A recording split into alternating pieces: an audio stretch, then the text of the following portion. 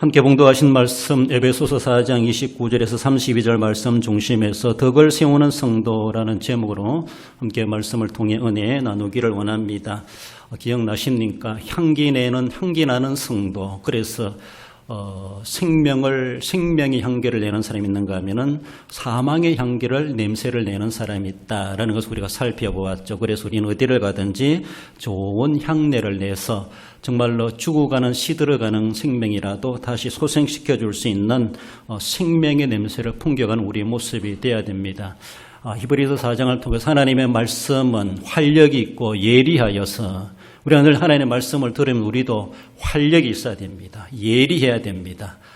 둔하여서 이것저것 아무것도 못하는 그런 모습이 아니라 예리하게 갈려진 칼과도 같이 심령과 골수를 찔러 쪼갠다고 말씀하시는 것처럼 우리는 향기를 내서 사람을 살려내는 사람이 돼야 되고, 더 나아가서 우리는 정말로 어디 가든지 활력 있는 자가 돼가지고 힘이 없는 사람에게 용기를 불어넣어주고 나도 살고 그도 살리고 교회도 살리고 나라와 민족도 살리는, 그래서 생명력을 불어넣는, 그것은 바로 하나님의 말씀이라는 것이죠. 살아있는 하나님의 말씀이기 때문에 우리는 그 말씀을 먹으면 먹을수록 영의 양식으로 삼을수록 우리에게도 정말 그 어떤 건강식보다가도 우리를 활기차게 만드는, 영적 건강하게 만드시는 하나님의 영의 양식이다라는 사실을 기억하며 활력 있는 성도로 살아가야 합니다. 오늘은 본문의 말씀을 통해서 덕을 세우는 성도, 덕이 있는 성도가 되어야 될 것이다 라는 것이죠.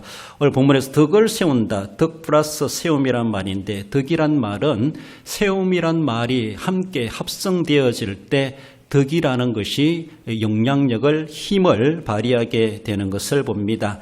덕은 있는데 덕이 세워지지 않는다. 덕은 존재합니다만 덕은 이 세운다라는 이것과 함께 합해졌을 때에 덕이라고 하는 능력을 발휘하고 그만한 영향력을 발휘하게 될 수 있음을 봅니다. 그러므로 세운다라는 것이 의미가 있습니다. 덕은 여러 가지로 해석되지만은 좋은 것을 총칭해서 하는 말이 덕이다라고 말할 수 있는데, 그래서 아무튼 좋은 것들은 세워가야 되고 안 좋은 것들은, 덕이 되지 않는 것들은, 해가 되는 것들은 우리가 절제해가고 제거해가고 삭제하고 그렇게 가야 된다는 것을 말씀하죠. 해가 되는 것을 그냥 내버려 두고 덕을 세울 수가 없다는 사실. 우리는 가라지도 키우고 곡식도 키우고 그럴 수 없습니다.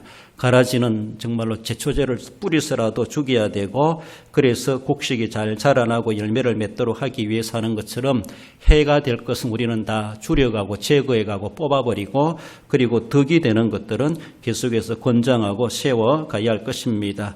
덕이라고 하는 것은 여러 가지로 해석될 수 있겠지만은 제가 본 공동체 유익이 되는 것, 유익을 주는 것, 우리 공동체를 아름답게 하는 것. 덕이라고 하는 것은 내 혼자 가지고 있는 것이 아니죠. 남과의 관계 속 일어나는 그 환경, 그 주어지는 분위기를 덕이라고 볼 수 있습니다. 그러므로 공동체, 복수적인 의미에서 사용된다라고 볼 수 있습니다. 그러므로 우리 공동체를 아름답게 만들고 유익하게 만드는 그 어떤 정말로 신성한 에너지, 신성한 힘이다, 이렇게 말할 수 있습니다. 그래서 우리를 더 아름답게 만드는 것. 말씀은 활력이 있어 이렇게 말하는 것처럼, 그리고 생명에 이르게 하는 냄새가 있다라고 말하는 것처럼 이 덕이라는 것도 매일반이 아니겠는가라는 것입니다. 그래서 우리에게 유익하게 하고 아름답게 하는 그런 에너지를 우리는 또 한 사람 한 사람으로서 덕을 세우는 자로서, 덕 있는 인격자로서, 성도로서 그 영향력을 발휘해 가야 됩니다. 공동체가 유지되어 가오는 데 있어 가지고 필수적인 요소 중에 하나가 바로 덕이라는 것입니다. 아무리 큰 덩치가 있다 할지라도, 재정이 많다 할지라도 덕이 없으면은 오합지졸 되어버리고 그 공동체는 무너지는 것은 시간 문제일 수밖에 없습니다. 비록 가난하고 연약한 자들이 모였다 할지라도 서로가 의좋은 그런 모습으로 덕이 있다라면은 그것은 정말로 무시하지 못할 그런 힘이 생겨날 수도 있다는 것을 볼 수가 있죠. 덕을 세우는 성도란 지하에 주시는 말씀 상고해 볼 때 먼저는 은혜를 끼치는 말을 해야 될 것을 말씀합니다. 이것은 수평적인 관계다라고 말할 수가 있죠. 바로 인간관계에서 일어나는 중요한 매개체, 그 말을 우리는 잘 관리해야 될 것을 말씀합니다. 29절에 물어 더러운 말은 너희 입 밖에도 내지 말고 오직 덕을 세우는 데 소용되는 대로 선한 말을 하여 듣는 사람에게 은혜를 끼치게 하라고 말씀합니다. 중요한 단어는 덕이란 말, 선이란 말, 은혜란 말이 있죠. 그렇습니다. 과연 내가 이 말을 해가지고 덕이 될 것인가? 이 말이 선한 말인가? 이 말이 남들에게 은혜를 끼치는 것인가? 라는 것을 한 번쯤은 생각해보고 우리가 입 밖에 그 소리를 내야 될 것을 말씀하죠. 오전에도 말씀드렸지만 침묵은 금이다. 때로는 금이 될 수 있지만 또 우리가 진리적인 생명적인 문제에서는 정말 좀 남발하듯이 진리를 선포해야 되고 할 수 있어야 될 것입니다. 그러면서도 우리가 정말로 그것이 은혜를 끼치는 모습인가? 일상적인 우리의 언어 생활해 가지고 말하지 않고 살아갈 수 없기 때문에 말을 하게 되어져 있습니다. 사람이 한두 사람 모이면 또 안 할 말도 하게 되고 그래서 여러 가지 일들 나중에 하고 나서 보면은 정말로 괜히 했구나라고 할 만큼 그런 후회스러운 그런 일들도 일어날 수가 있기 마련입니다. 사람이 모이면 서로 나눌 수 있는 대상이 있다라면은 안 할 말도 하게 되고 생각 안 난 것도 생각나게 됩니다. 자기 혼자 있으면서 무슨 말을 합니까? 자기 혼자 있으면 말을 하면은 좀 이상한 사람처럼 보입니다. 그러니까 말을 하는 것은 지극히 당연하고 사람이 모이면 모일수록 말이 많다고 하는 것은 지극히 당연한 현상이다. 이상한 것은 아니다라고 볼 수 있습니다. 그러지만은 말을 많이 할 수 있지만 그러나 정말로 그것에 대해서 은혜를 끼치는 말을 해야만이 그 공동체에 유익이 되고 덕이 되고 아름다움이 된다. 덕을 세우는 자가 되어야 되지 덕을 허무는 자의 말을 해서는 안 될 것이다 라는 겁니다. 우리가 말하는 것도 보면은 우리도 해놓고 나서도 후회하는데 그 당시에는 괜찮은 것 같은데 지나고 나서 보니까 책임지지 못할 말을 또 했구나라는 것을 우리가 생각해 볼 수가 있습니다. 덕이 되지 않는 것은 우리가 정말로 절제할 수 있어야 되고 그것을 침묵할 줄도 알고 우리가 지워내는 즉 삭제한다 그랬죠. 삭제할 줄도 알아야 되죠. 그래서 우리가 우리의 말을 입술에 대해서 정말로 정제되는 그런 말을 할 수 있어야 됩니다. 이웃 목사님들하고도 친하게 지내면서 하는 그런 생각들이 어쩌면은 의문이 되는 게 뭔가 하면은 저분은 시인이라 그러고 저분은 정말로 의학, 이 국어적인 이런 일을 하는 분임에도 불구하고 카톡에 문자 보내는 거 보면은 문자가 많이 틀려요. 문자 뭡니까? 받침도 틀리고 또 얼마나 급하게 썼는지 한번 읽어보다 안 하고 또 보내게 했는지 몰라도 그런 모습도 있고 앞에서 말하는 거 들어보면은 정말로 교회당에서 쓸 수 없는 말 아주 일반적인 아주 친한 친구들끼리만 쓸 수 있는 그런 용어들을 앞에 써가지고 하는 걸 보면서 이게 너무 정제되지 않는 말을 쓰는 건 아닌가? 하나의 어쩌면 우스갯소리로 할 수는 있겠지만은 우스갯적인 역량보다는 도리어 자기 이미지가 약화되게 만드는 그런 말들, 용어들이 아니겠는가 그런 생각이 듭니다. 그만큼 시를 쓰는 감상적인 사람이다라고 생각하기도 하고 또 이렇게 남에게 글을 알려주는 가르쳐주고 의학을 그렇게 전공해서 하는 사람이다라고 하면서도 언어 사용적인 모습에서 제대로 자기 입술에 나오는 그 말이 제대로 생각해보고 말을 하는 것인가? 그거 말고도 더 그게 적합한 아주 지식적인 용어도 있을 수가 있고 그게 분위기에 맞는 점잖고 신사적인 용어도 있을 수 있겠다라는 것이죠. 우리가 영어를 잘하는 사람들 보면은 자기가 통역하잖아요. 통역한다고 영어 잘한다고 통역하는 게 아닙니다. 한국말도 한국어도 잘해야만이 적당한 단어가 떠오르고 거기에 대해서 통역을 할 수 있습니다.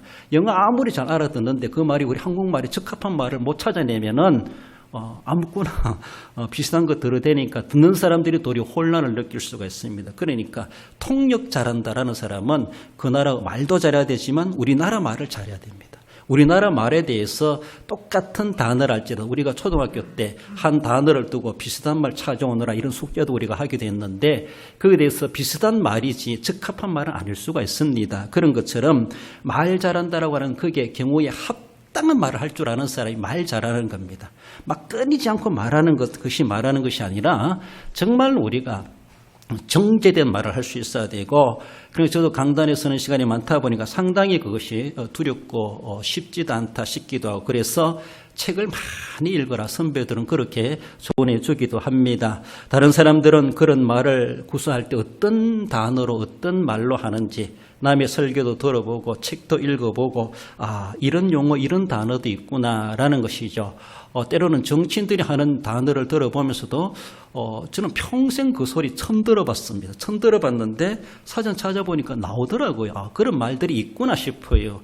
60평생 살아가면서 그 소리 처음 들어봤다는 것이죠. 얼마나 지식이 문의한 겁니까? 그러니까 우리가 알지 못하는 그런 일상적으로 쓰는 단어들도 많은데 우리는 그만큼 글이 짧다 이렇게 볼 수가 있는데, 아무튼 우리는 말을 하는 것에 대해서 거기에 합당한 말을 할 수 있는, 그리고 정제되어 할 수 있어야 되죠. 감정이 북파오르고 막 열이 나고 막 그러면은 막 말도 제대로 안 나오지만은 아무렇게 말이 막 쏟아져 나오는 그런 말이 나올 수가 있습니다.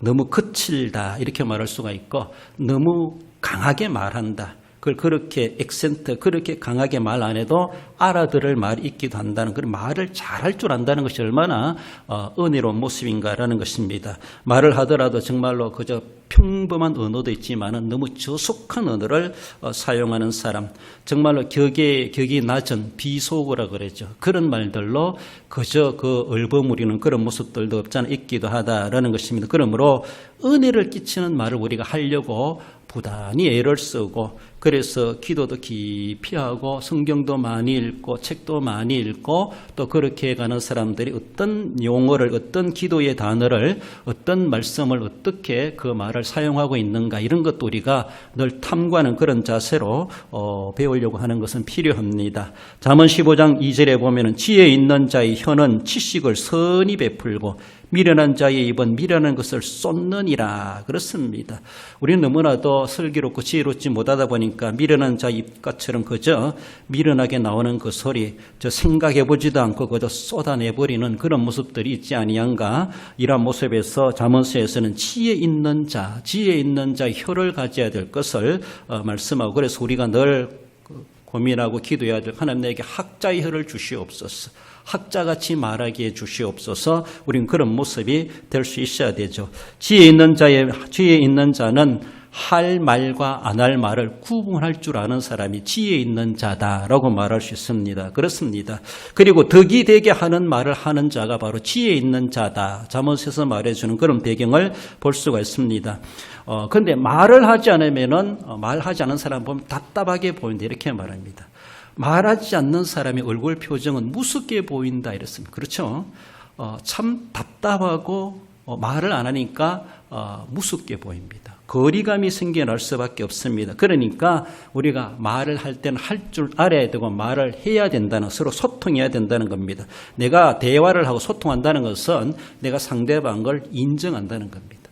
상대방을 내가 무시하고 인정 안 하면은 닦아버리고 얼굴 돌려버리고 대답도 안 하고 대꾸도 안 하고 싸움 상대도 여기지 않는 것이죠. 얼마나 무시하는 겁니까? 무시당하는 겁니까? 그런 모습에서 인사하면 인사받고 또 인사할 줄도 알고 대답할 줄도 알고 물을 줄도 알고, 그런 우리 주고받고 하는 그런 아름다운 모습 속에서 은혜를 끼치고 은혜를 나누는 서로의 관계 속에서 언어 행위, 수평적 공동체의 관계에서 우리가 일어날 수 있는 아주 소중하게 여겨야 될 언어의 생활에 대해서 말씀하고 있습니다. 그러므로 우리가 적당한 말을 함으로써 소통하고 서로의 자신의 표정을 관리하고 남들이 나로 하여금 거리감을, 선입견을 갖지 않도록 정말 무서운 얼굴이 아니라 밝은 얼굴, 늘 입을 열고 말을 하는 사람은 얼굴이 화색이 돌게 되어 있습니다. 이 깍두물이 있으니까 어둡게 보이고 무섭게 보이고 남들이 가까이 접근하지 못하는 그런 거리감을 둘 수밖에 없다라는 것을 볼 수 있죠.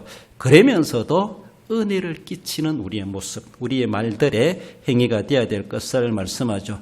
그래서라도 잠언 25장 11절에 본 경우에 합당한 말은 아로새긴 언쟁반의 금사가니라. 얼마나 아름다운 모습인가. 우리의 겉은 정말로 강철같이 보이는 우리의 몸같이 보이지만 어떤 사람은 우리 속은 말랑말랑한 비눗방울과도 같다, 그렇게 말합니다. 그래서 그 말랑말랑한 우리의 가슴은 비눗방울같이 톡하며 터질세라, 터지고 만다는 것입니다. 우리 몸은 강철같이 보이고 그 사람 아무 성격 좋은 것 같이 보이지만은 모든 사람들의 우리의 심령과 우리의 마음들은 비눗방울과도 같다는 것입니다. 그러니까 거기에 욕설 한 마디 들었을 때 빵 하고 터져버린다는 겁니다. 비난을 하거나 조롱하는 소리를 들었거나 이간질하는 말을 들었거나 누구를 비교하는 말로 자기를 비난하는 소리를 들었거나 그리고 루머, 소문, 뜬소문을 가지고 근거 없는 말들을 퍼뜨린다거나 그런 말에 휘말렸을 때에 그 말 하나하나가 작은 소리 하나가 독화살이 돼가지고 우리의 심장을 관통하고 만다 이렇게 말합니다. 이것만큼 사람을 죽이는 일이 뭐 있겠는가 우리는 생각해 보며 물리적으로 칼로 찔러서 죽이는 것이 아니라 우리의 혀끝이 어쩌면은 쇠로 된 칼보다도 예리할 수가 있다는 사실을 우리에게 교훈해 주기도 합니다. 그러므로 덕을 세우는 성도는 교회에서나 공동체에서나 가정에서나 사회에서나 다른 사람의 관계에서가 정말로 수평적 공동체 관계에서 은혜로운 말을 은혜를 끼치는 말을 하는 자로서 우리에게 요구해 줍니다. 나아가선 덕을 세우는 성도는 성령을 기쁘시게 하는 자임을 말씀하죠. 이것은 하나님과의 관계, 수직적 공동체 관계다 이렇게 말할 수 있습니다. 30절에 하나님의 성령을 근심하게 하지 말라. 그 안에서 너희가 구원의 날까지 인치심을 받았느니라고 말씀합니다. 성도의 그 구원 서정에 대해서 주로 8단계 이런 식으로 이야기하죠. 그리스도 안에서 우리에게 주어지는 소명, 중생, 회심, 신앙과 회개, 회심, 그리고 양자, 그리고 성도의 성화, 견인, 영화 이렇게 된다 그러죠. 성도의 견인이란 말이 성도의 견인. 이 다 성령께서 우리를 해 가시는데 성도를 견인해 가시는 주체자는 성령이십니다. 우리를 구원받고 구원이 적용되어지고 구원이 완성되게 하시는 오늘의 지금까지 이루어 가시는 모든 과정들을 다스려 가시는 분은 삼위일체 하나님으로 구분해 볼 때 성령 하나님이 행하시는 행위입니다. 그래서 그중에 성도의 견인이라 이런 말이 성도의 견인 교리가 있는데 이 견인 교리는 뭔가 한문 그대로 우리를 굳건하게 인내하게 만든다는 겁니다. 내가 이겨내야지, 내가 선한 싸움 이겨야지, 내가 참아내야지, 내가 고난도 이겨내야지, 그래서 이기는 것이 아니라 그걸 이겨내도록 힘을 주시는 분이 성령님이시라는 겁니다. 성령님. 우리가 예수님의 구속의 피로 구속함을 받고 천국 가는 그날까지 살아가는 여정들이 있습니다. 세상에 많은 도전을 받습니다. 유혹, 미혹, 시험, 마귀의 유혹, 여러 가지 또 불신, 이단, 사이비 이런 것들 우리의 믿음을 약화되게 만들고 구원을 상실되게 만들려고 하는 사탄의 장난, 사탄의 공작들이 계속해서 우리에게 도전해 올 때 그것을 굳건하게 막아내고 이겨내게 하시고 그를 견인한다는 우리를 굳건하게 인내하게 하신다, 이겨내게 하신다 이 말이 성도의 견인인데 견인케 하시는 분이 바로 성령님이십니다. 오늘 본문에서는 우리를 인치셨다 이렇게 말합니다. 우리를 다르게 보면은 우리가 구원의 테두리 안에 있는데 그 테두리가 뭔가 하면은 성령이시라는 겁니다. 성령이 우리에게 울담이 되어 주신다는 겁니다. 우리의 울타리가 되어 주신다는 겁니다. 그런데 내 울타리이신 성령을 내가 근심하게 만든다. 성령을 근심하게 만든다 하면은 자기 발로 울타리를 허무는 겁니다. 자기 발로 나를 울타리하고 있는 것을 낮추는 겁니다. 약화시키는 겁니다. 그 울타리를 걷어차는 겁니다. 그 걷어차면은 손해보는 건 나밖에 없습니다. 성령께서는 우리가 그 안에서 안전하게 거하다가 주님의 부르심을 받을 때 완전한 영화의 나라, 영화되도록 하나님의 나라 갈 때까지 울타리가 되어주신다는 것을 오늘 본문은 인치심을 받았느냐 이런 말로 이야기하고 있습니다. 나의 구원을 책임져 주시고 보호해 주시는 분이 성령님이십니다. 그 나라 갈 때까지 나를 지켜주시는 분이 성령님이십니다. 예수님이 이루어놓으신 것을 이루어질 때까지 책임져 주시는 성령님이시고 하나님 나라 가서는 영생 복락을 우리가 누리게 되는 그 과정에 세상의 여정 가운데 그래서 성령을 받아야 되고 성령을 인정해야 되고 성령 인치심을 받고 우리가 살아가는데 성령이 나를 인쳐주시는 성령을 내가 근심하게 만든다 라고 하는 것은 우리 스스로가 담장을 허물고 도둑들아 들어오너라 이렇게 불러들이는 건 똑같습니다. 세속화되고 그래서 내가 위험해질 수가 있다라는 겁니다. 이거 그 말입니다. 그래서 성령을 근심하게 하지 말라. 다르게 보면 성령을 기쁘시게 하라는 겁니다. 성령이 기분 좋으시면은 더 우리를 더 안전하게 지켜주시고 성령이 더 튼튼한 방패막이 되어주시고 그럴 때 나를 안전하게 더 안전하게 남들은 그것 때문에 휩쓸리고 넘어가고 또 시험 들다 할지라도 그러나 든든한 성령이 계시면은 남들은 넘어진다 할지 난 넘어지지 않죠. 남들은 상처받는다, 난 상처받지도 않고 안전하게 보존되어 갈 수 있다라는 겁니다. 그래서 근심하게 한다는 말을 여러 가지 모습으로 말해볼 수 있죠. 성령을 힘들게 한다, 성령을 괴롭게 한다, 성령을 고통스럽게 한다, 성령을 슬프게 한다, 성령을 아프게 한다, 성령에 눈물 나게 한다, 성령을 불쾌하게 만든다, 성령을 화나게 만든다, 성령을 걱정하게 만든다, 성령으로 하여금 불편하게 만든다는 겁니다. 그런다는 것이 근심이란 말로 다 표현되고 있습니다. 성령이 근심하신다고 하는 것은 내 스스로가 나에게 위험이 자초될 수밖에 없습니다. 성령 우리를 위해서 늘 탄식하며 기도하시는 분이십니다. 우리를 위해서 늘 어떻게 우리를 감싸시고 이게 성령의 책임이죠. 그렇지 않습니까? 성자 예수님의 책임은 우리를 위해서 십자가에 달려 돌아가시고 부활하시는 것이 성자의 책임이었습니다. 그걸 완성하셨습니다.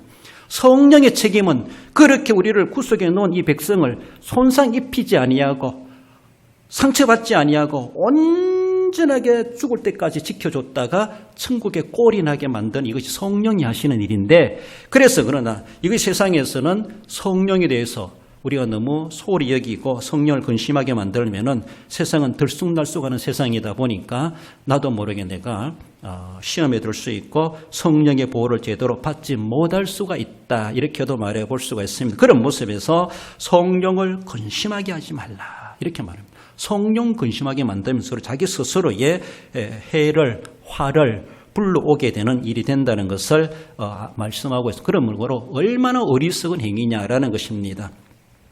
성령을 근심하게 한다는 그 자체가 내가 울타리 보호를 내 스스로가 망가뜨려서, 그래서 여우도 늑대도 사놓은 짐승들도 침범하게 만드는 그런 모습이 되고야 만다는 것입니다. 성령을 기쁘시게 할 때 도리어 그 울타리가 더 든든하게 강하게 세워지는 것이나 다를 바가 없다. 그런 모습에서 성령을 기쁘시게 하는 자가 되어야 될 것을 말씀하십니다.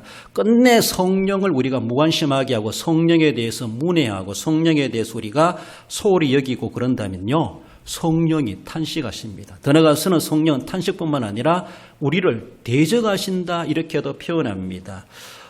이사야 63장 10절에 보면은 그들이 반역하여 주의 성령을 근심하게 하였으므로 그가 돌이켜 그들의 대적이 되사 친히 그들을 치셨더니라고 말씀합니다. 성령을 근심하게 만들면 성령께서도 참고 참으시겠지만 더 이상 참는 것도 한계가 있지, 도리어 성령께서 도리어 대적하시고 마신다, 이런 것도 표현해주고, 당대 이스라엘 사회 유다 나라가 하나님에 대해서 제대로 신앙을 지켜가지 못한 그런 모습을 이사야 선지자를 통해서도 보여주고 결국 유다 나라가 멸망당하지 않습니까? 그래서라도 어쩌면 그런 모습에서 성령을 근심하게 했다, 그런 모습에서 말씀합니다.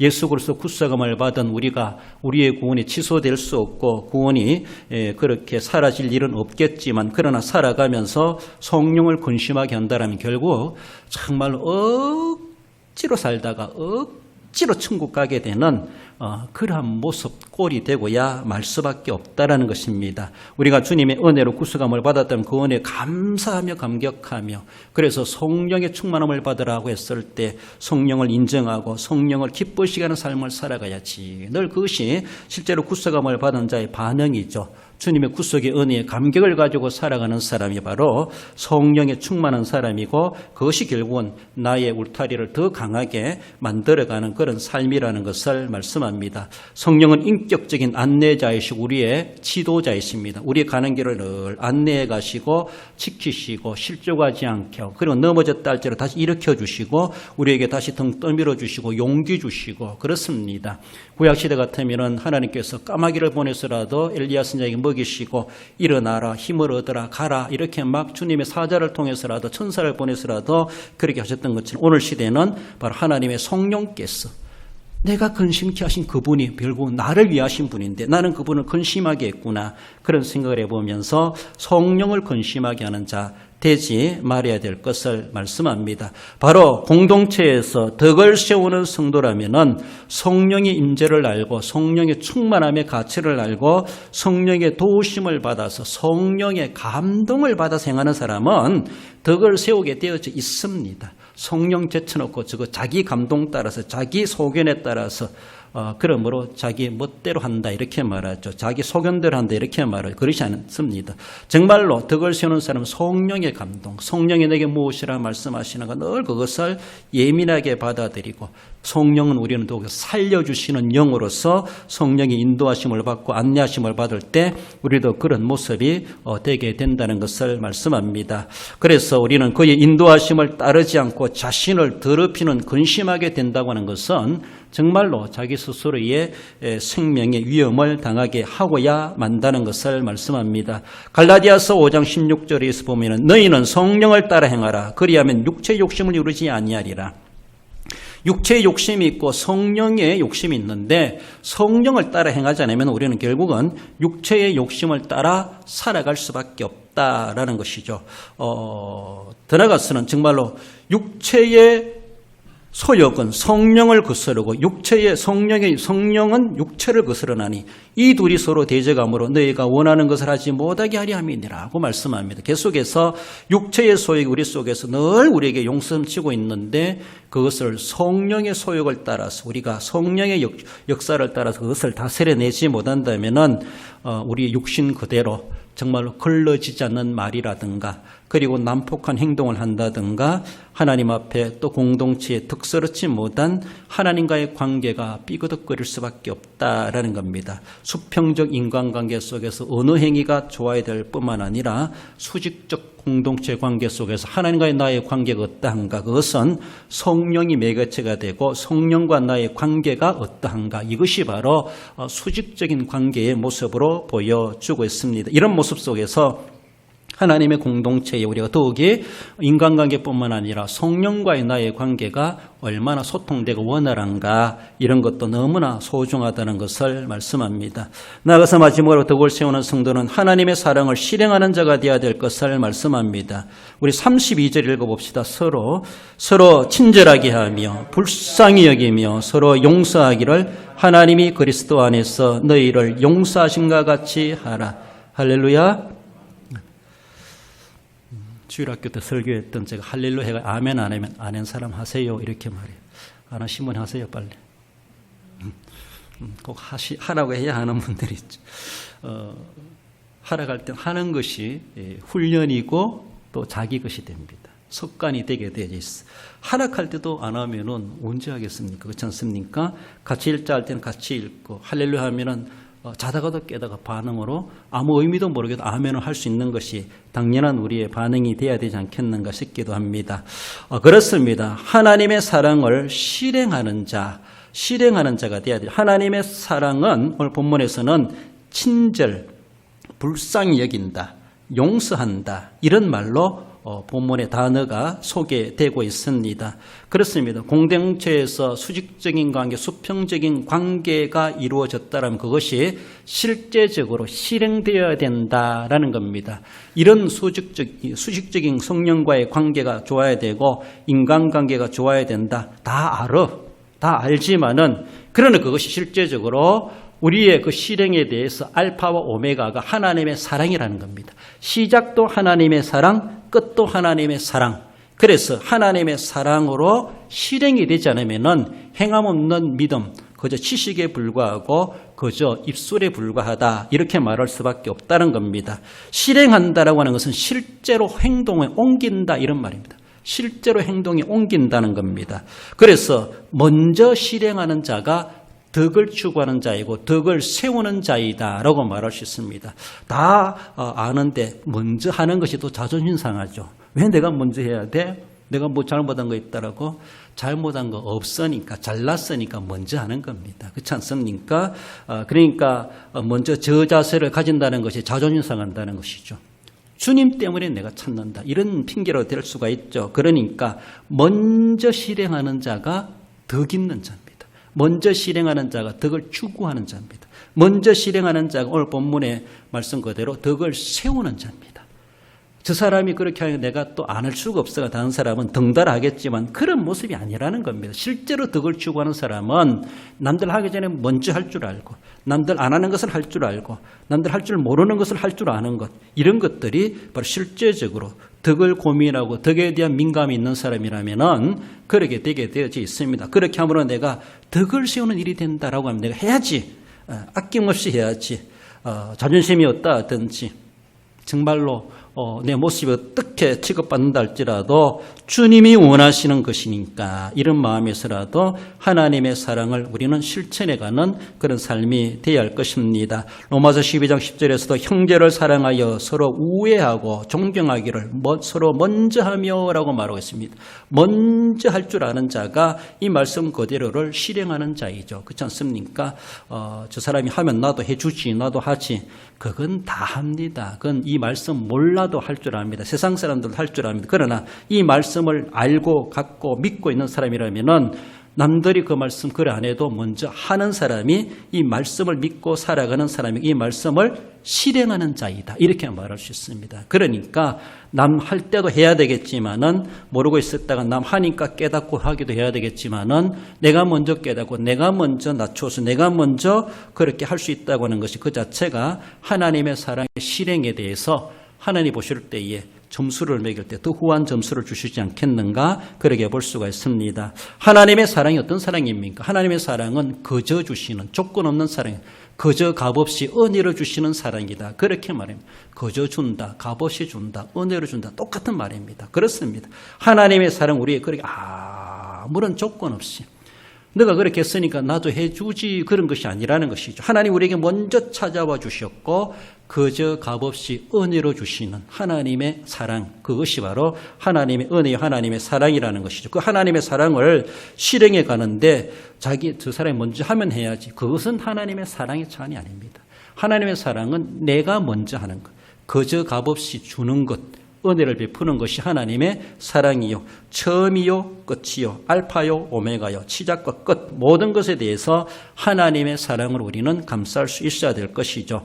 이것이 하나님의 사랑의 본질이라면 우리가 그 사랑을 실행해 가는데 가장 모델로 삼아야 될 것이 하나님의 사랑이다라는 겁니다. 세상 사람들처럼 주고받고 하는 것이 결코 아니라는 겁니다. 안 받는다 할지라도 오는 말이 곧지 못하다 할지라도 내가 먼저 하고 했다 할지라도 못 받는다 할지라도 손해봤다 할지라도 손해보는 만큼 하나님 도리어 갑절로 하나님이 갚아주신다고 생각하면 더 큰 보상이 아니겠는가 그런 생각을 해봅니다. 많은 사람들은 어쩌면 자기의 윤리 개념을 가지고 남을 비판하면서도 자기가 정말 하나님 앞에 제대로 사랑을 실천하지 못하고 있다는 것에 대해서는 상당히 무지한 가운데 빠져 있는 그런 일도 있습니다.